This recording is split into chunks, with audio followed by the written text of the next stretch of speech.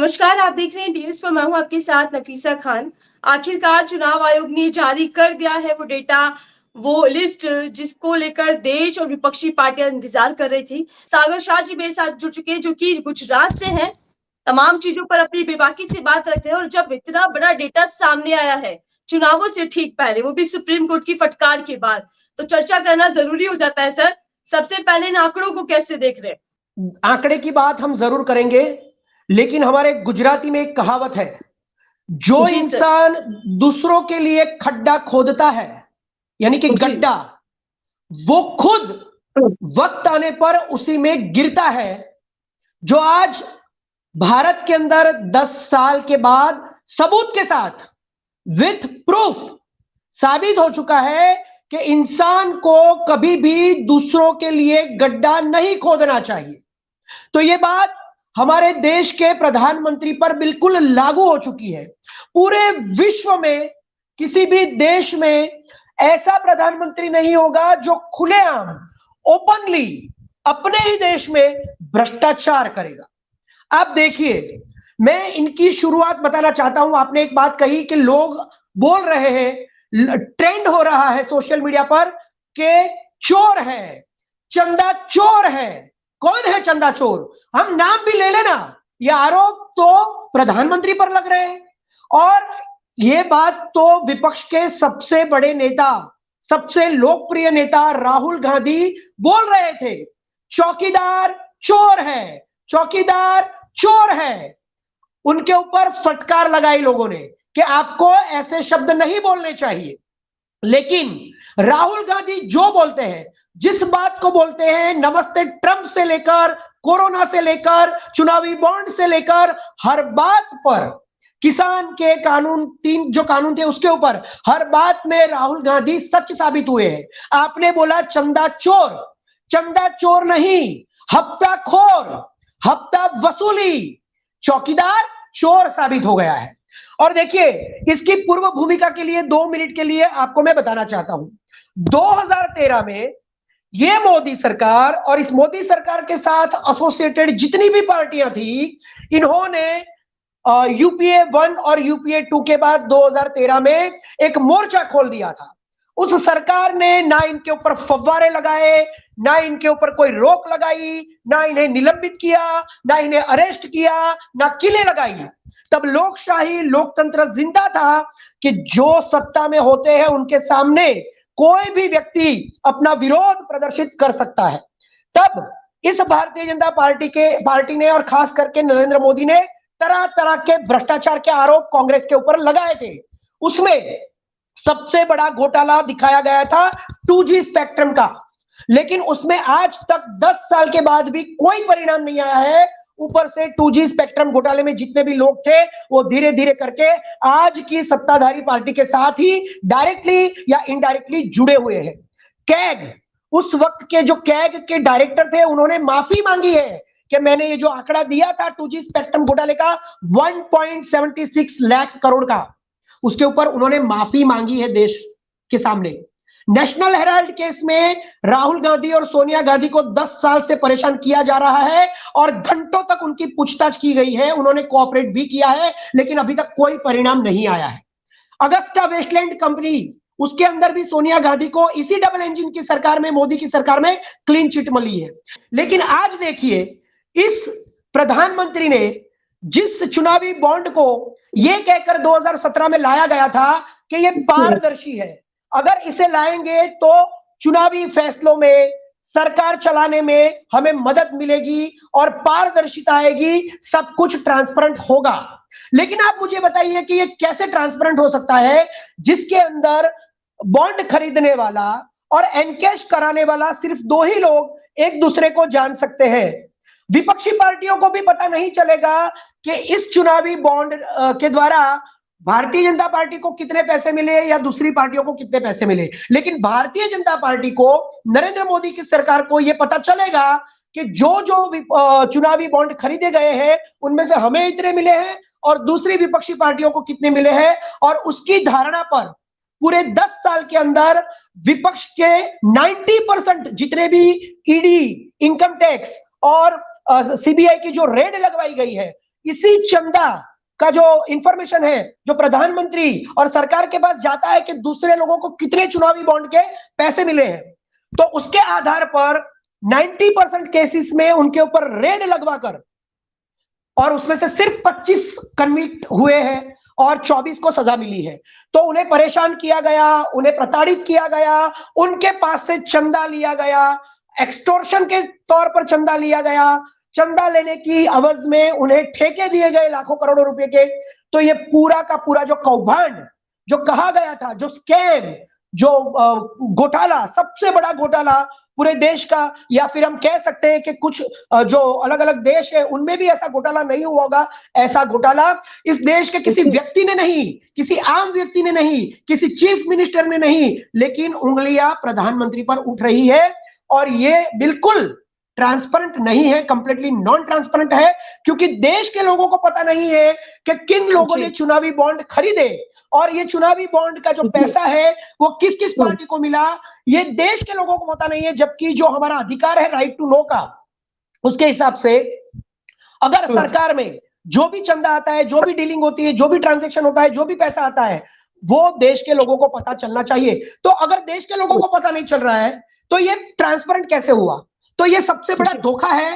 Transparent कह के 2017 से 2024 तक लगातार आप कहे तो 7 सालों तक इस देश के अंदर देश के प्रधानमंत्री ने ओपनली करप्शन किया, देश के सामने किया। इसीलिए आज ट्रेंड हो रहा है कि चंदा चोर है, हफ्ताखोर है, चौकीदार चोर है। जो राहुल गांधी ने बोला था वो आज सबूत के साथ साबित हो गया है। और इसीलिए ये देश का सबसे बड़ा स्कैम है। खड्डा खोदा, एक अकेला सब पर भारी, ये कहकर ऐसा गड्ढा खोदा कि देश की अलग अलग पार्टियों को उसमें गिराने का प्लान था, लेकिन आज सरकार खुद उस गड्ढे में गिर चुकी है। अब ना वो बाहर आ रही है और ना गड्ढे में पूरी अंदर जा रही है, बीच में फंस चुकी है। जी, तो सागर जी, क्या जो ये आंकड़े सामने आए हैं, इनको ये भी समझा जा सकता है कि आजाद भारत का सबसे बड़ा स्कैम है, जिस तरीके के आंकड़े सामने आए हैं? देखिए, बिल्कुल मैं वही बोल रहा हूं कि 16,000 करोड़ का, या 16,000 करोड़ का ये घोटाला है। 16,000 करोड़, आप सोचिए कि कितना हो जाता है। और उसके अंदर से 50 या 55%, 50 से लेकर 55%, 6,060 करोड़, 6,060 करोड़ सिर्फ भारतीय जनता पार्टी को मिले हैं, और तृणमूल कांग्रेस को मिले हैं कुछ 16,000 करोड़ के आसपास। और जो 138 साल पुरानी पार्टी है, जो सबसे पुरानी पार्टी है, जिसके ऊपर सबसे ज्यादा करप्शन के आरोप इस सरकार ने लगाए थे, उस 148 साल पुरानी कांग्रेस के पास सिर्फ 1400 करोड़ का चंदा आया है।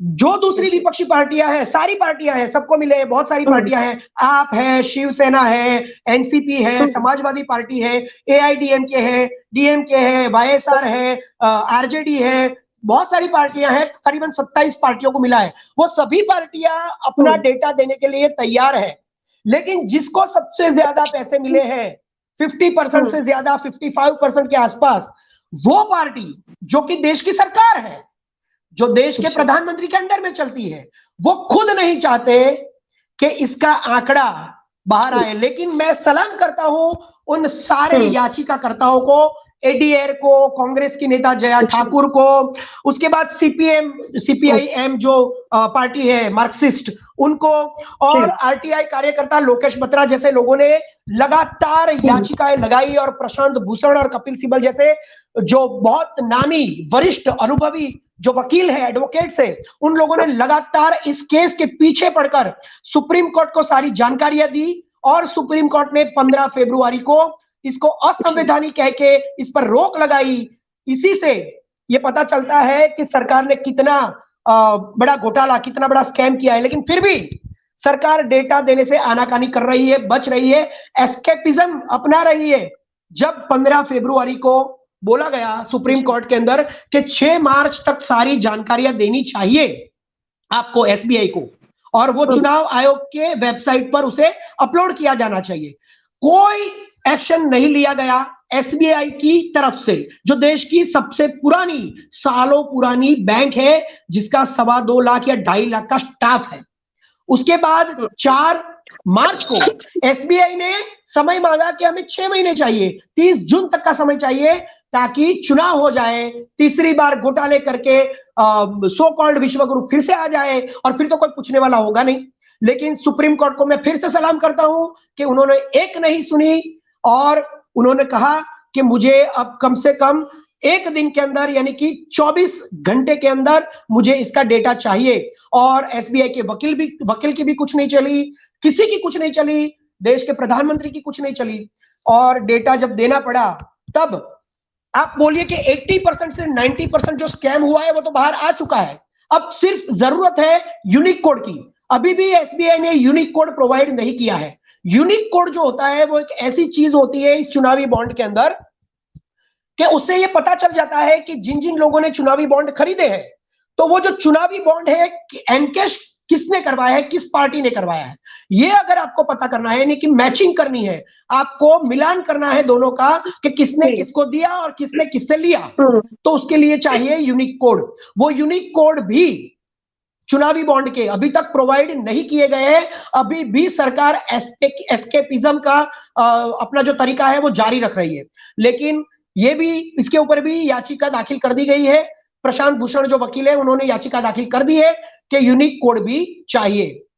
तो ये बहुत बड़ा स्कैम है, बहुत बड़ा घोटाला है, सरकार खुद इसमें शामिल पाई गई है और इसीलिए आज पूरे देश में हाहाकार मच गया है। कोई देश का प्रधानमंत्री 70 साल की भारतीय पॉलिटिक्स में ऐसा पहला प्रधानमंत्री है जो संसद में कहता है कि एक अकेला सब पर भारी, फिर कहता है कि 140 करोड़ लोग मेरे परिवार, लेकिन उनमें से 28 पार्टी के लोग मेरे परिवार नहीं है। और ओपनली करप्टेड लोगों को, चाहे वो अजीत पवार हो, हेमंत बिस्वा शर्मा हो, शुभेंदु अधिकारी हो, छगन भुजबल हो, नारायण राणे हो, जैसे करप्टेड लोगों को अपने पाले में ले लेता है। इससे भी ये साबित होता है कि ये कौभांड भी इसी सरकार के नाम होगा और इसमें सच्चाई होगी। लेकिन धीरे धीरे जब ये आंकड़े मिले हैं, वेबसाइट के ऊपर डेटा बाहर आ गया है, मैं उसमें ज्यादा डिटेल में नहीं जाना चाहता हूं क्योंकि एक बार जब वेबसाइट पे डेटा आ जाता है तो उसको कट पेस्ट करके आज सोशल मीडिया बहुत स्ट्रांग है क्योंकि गोदी मीडिया तो चुप रहेगी, गोदी मीडिया तो कुछ नहीं बोलेगी। लेकिन आप जैसी जो चैनल्स होती है, यूट्यूबर्स होते हैं, उसके बाद जो सोशल मीडिया, कांग्रेस का सोशल मीडिया बहुत स्ट्रांग हो चुका है।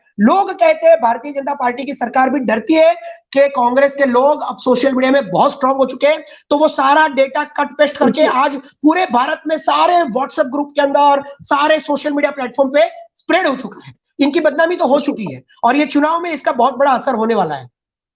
सागर जी, दो कंपनियां ऐसे नाम जो सबसे ज्यादा चर्चाओं में बने हुए, फ्यूचर गेमिंग और मेगा इंजीनियरिंग, इन दोनों नामों को आप कैसे देख रहे हैं? मैं वही बोल रहा हूं। अरे इसके अंदर और एक नाम आपने बोला नहीं, एक तो जो वैक्सीन वाली कंपनी है कोविशील्ड जी सर, पूना वाला की शायद कंपनी है, उसने 50 करोड़ के बॉन्ड खरीदे। कितने? 50 करोड़ के ऊपर के, 50 करोड़ के ऊपर के, शायद 52 करोड़ या 54 करोड़ के। अब देखिए इसके अंदर जी हाँ, इसके अंदर मुकेश अंबानी की एक कंपनी का भी नाम आया है, क्विक KWIK, क्विक। तो आप सोचिए कि जो सवाल संसद में राहुल गांधी उठाते थे शेल कंपनियों के बारे में, महुआ मोइत्रा जैसी जो पॉलिटिशियन है वो लगातार उसके ऊपर सवाल उठाती थी शेल कंपनियों के बारे में। इसका भी भांडा धीरे धीरे फूट रहा है कि जो बड़े बड़े उद्योगपति के नाम आते थे, क्रॉनिक कैपिटलिज्म हो रहा था और ये बड़े बड़े उद्योगपतियों को पूरे देश के सारे ठेके दिए जा रहे थे, इनकी भी शेल कंपनियां हो सकती है। ऊपर से आप सोचिए, हमारे देश के प्रधानमंत्री कहते हैं कि चाइना की एप्लीकेशन मत यूज करो, चाइना की प्रोडक्ट मत यूज करो। स्कैम के पास स्कैम के पीछे और स्कैम, स्कैम के पीछे और स्कैम, लेयर्स है लेयर्स, यू नो। इसके अंदर अगर कोई पार्टी कैश नहीं करवाती है, जो चुनावी बॉन्ड है एनकैश नहीं करवाती है, तो रूल है कि 3 महीने तक अगर वो एनकैश नहीं होता है तो वो जो पैसा होता है वो वापिस नहीं जाता, पीएम केयर फंड में चला जाता है, पीएम केयर फंड में चला जाता है। और पीएम केयर फंड के बारे में भी ये कहा गया था कि ट्रांसपेरेंट है, देश के लोगों के लिए है। प्रधानमंत्री का एक वीडियो वायरल हुआ था, मैं देश का प्रधानमंत्री हूं और ये देश के लोगों की जिम्मेदारी है कि मुझे वो सवाल करे। देश का बच्चा मुझे सवाल कर सकता है और देश के बच्चे के सवाल का जवाब देना भी मेरी जिम्मेदारी है। उस प्रधानमंत्री ने आज घोषित कर दिया है कि जो पीएम केयर फंड है वो भी एक निजी फंड है, प्रधानमंत्री का फंड है। मतलब आप सोचिए कि जो चंदा बॉन्ड खरीद रहा है, यानी कि चंदा दे रहा है, उसकी इंफॉर्मेशन देश के लोगों को नहीं मिलेगी। किसको मिल रहा है वो चंदा, उसकी इंफॉर्मेशन नहीं मिलेगी। वो चंदा अगर पीएम केयर फंड में जाएगा तो उसकी भी इंफॉर्मेशन नहीं मिलेगी देश के लोगों को। तो ये जो कानून है राइट टू नो, जानकारी प्राप्त करने का कि सरकार में क्या हो रहा है, देश का कोई भी व्यक्ति जान सकता है, तो वो कैसे प्राप्त करेगा कि क्या हो रहा है? मतलब बोलते हैं कि सब कुछ ट्रांसपेरेंट है, लेकिन ट्रांसपेरेंट कुछ भी नहीं है। सब कुछ प्रधानमंत्री के अंडर में है। वो खजाने पर बैठ गए हैं अपनी ये जो क्या बोलते हैं इसको, फन फैलाकर, किसी को कुछ भी इंफॉर्मेशन नहीं देते हैं। मुझे सबकी इंफॉर्मेशन चाहिए, उस इंफॉर्मेशन से मैं लोगों पर रेड करवाऊंगा, फिर उनके पैसों के बारे में पता चलेगा, उन्हें मैं परेशान करूंगा, उन्हें मैं अपने पाले में लाने की कोशिश करूंगा। अगर वो नहीं आ रहे तो एक्सटॉर्शन लूंगा, एक्सटॉर्शन नहीं दे रहे तो फिर मैं उनको जेल में डाल दूंगा, चाहे वो चीफ मिनिस्टर ही क्यों ना हो, चाहे वो एमएलए क्यों ना हो, चाहे वो संसद क्यों ना हो, सबको, कोई मेरे सामने आवाज नहीं कर सकता है और मैं सब लोगों को अपने तरीके से जीने के लिए मजबूर कर दूंगा। तो ये ट्रांसपेरेंट नहीं है। देश के प्रधानमंत्री ने 10 साल से मन की बात नहीं की है। एक सेकंड, देश के प्रधानमंत्री ने 10 साल से मन की बात नहीं की है, सिर्फ अपनी मनमानी की है। मनमानी दिन, यानी कि सुप्रीम कोर्ट सुनवाई करे, सीजीआई सुनवाई करे चुनाव आयुक्त की सिलेक्शन पर, उसके पहले प्रधानमंत्री ने अपने ही 2 आदमियों को बिठा दिया। अब ऐसे ही 2 आदमी हर जगह पे बैठे हैं, चाहे वो सीबीआई हो, चाहे वो ईडी हो, चाहे वो इनकम टैक्स हो, चाहे किसी भी राज्य का प्रधानमंत्री हो, चाहे किसी भी राज्य का गवर्नर हो, चाहे किसी भी राज्य के कोई भी बड़ा नेता हो जिसका वहां पे मतलब एक प्रभाव हो। तो ऐसे सारे नेताओं को ये सरकार बदल देती है। अब जब खुद के सारे एम्प्लॉइज अपने अंडर में है तो सीबीआई नहीं करना चाहेगी तो भी सीबीआई के द्वारा रेड करवाएंगे, और फिर जब वो आदमी खुल जाएगा, उसके लाखों करोड़ों रुपए जब बाहर आ रहे हैं, तो उसके पास सिर्फ 3 ऑप्शन होता है, या तो वो सजा भुगते, या तो वो सजा भुगते, या तो फिर वो सरेंडर कर दे। तो 2 ही ऑप्शन होते हैं, हर चीज के 2 ऑप्शन होते हैं, या तो प्यार होता है या तो प्यार नहीं होता है, या तो नफरत होती है या तो नफरत नहीं होती है। अगर आपका करप्शन खुलता है तो आप या तो सरेंडर हो जाओ या फिर आप जेल में जाकर सजा भुगतो। 2 ही ऑप्शन होते हैं। अब जेल में कौन जाना चाहेगा? सारे लोग तो सत्यवादी राजा हरिश्चंद्र होते नहीं है कि लालू प्रसाद यादव जैसे लोग तो होते नहीं है कि भाई जब मुझ पर आरोप लगा तो चलो मैं जेल भी गया, सजा भी भुगती। चोरी की थी, पकड़ी गई, सजा भी भुगत ली। लेकिन जो लोग सजा भुगतना नहीं चाहते हैं, आप देखिए आपके 3 बड़े बड़े नेता अंदर हैं, वो झारखंड के मुख्यमंत्री भी अंदर है, तो वो नहीं झुक रहे हैं। तो 2 ही ऑप्शन होता है, या तो आप सरेंडर कर दो या तो आप सजा भुगतो। तो जो लोग सजा भुगतना चाहते हैं वो अंदर जा रहे हैं, और जो सजा भुगतना नहीं चाह रहे वो चंदा दे रहे हैं चुनावी बॉन्ड के द्वारा। और क्या, तो ये एक तरफ से इमोशनल एक्सटॉर्शन ही है, मतलब भावनात्मक रूप से ब्लैकमेलिंग करके ये हफ्ता वसूली है। लेकिन अभी भी वो गुप्त नाम नहीं खुले जिसकी उम्मीद विपक्ष कर रहा था, जिन पर लगातार सवाल उठाए जा रहे थे। हाँ बिल्कुल, विपक्ष ने बहुत सवाल उठाए हैं, क्योंकि जो चुनावी बॉन्ड खरीदे गए हैं उसकी जो संख्या है वो करीबन 18,000 के आसपास है, और जिन लोगों ने एनकैश करवाए हैं, जो पार्टियां हैं, वो करीबन 20,000 के आसपास है। मतलब चुनावी बॉन्ड खरीदने वाले और चुनावी बॉन्ड एनकैश करवाने वाले दोनों के बीच में बहुत बड़ा फासला है। तो ये जो फासला है वो पैसा कहां गया? सबसे पहले तो मिलान नहीं हुआ है ना, अभी मैचिंग नहीं हुआ है, क्योंकि उसके लिए चाहिए यूनिक कोड, जो मैंने आपको पहले बताया। यूनिक कोड अभी भी एसबीआई ने नहीं दिया है, तो यूनिक कोड के लिए भी याचिका दाखिल की गई है। यूनिक कोड आएगा, उसके बाद भी पता चलेगा कि ये जो चुनावी बॉन्ड पहले तो इतने हैं और एनकैश इतने कहे गए, तो उसका डिफरेंस क्या है, बाकी के पैसे कहां गए, और किसने दिया और किसने लिया, ये सब कुछ आएगा ना। ये तो अभी शुरुआत है, पहले तो कुछ भी नहीं हो रहा था। 2017 से लेकर 2024 तक 15 फरवरी तक तो कुछ भी नहीं हो रहा था, सब कुछ प्रधानमंत्री के मनमानी के मुताबिक हो रहा था। लेकिन अब जब सुप्रीम कोर्ट ने ये स्टेप लिया है, तो अब सुप्रीम कोर्ट की भी जिम्मेदारी बन जाती है कि इस केस को सॉल्व करे, पूरा करे। तो ये शुरुआत है, डेटा मिला है, 2 लिस्ट मिली है, उसको चुनाव आयुक्त ने अपलोड किया है, और अब धीरे धीरे यूनिक कोड मिलेगा तो पूरी डिटेल धीरे धीरे बाहर आएगी, और कौन चोर है चौकीदार चोर है ठीक। कि ये अली बाबा है, और अली बाबा के साथ कितने 40 चोर जुड़े हुए हैं, ये सब बाहर आएगा, सब बाहर आएगा।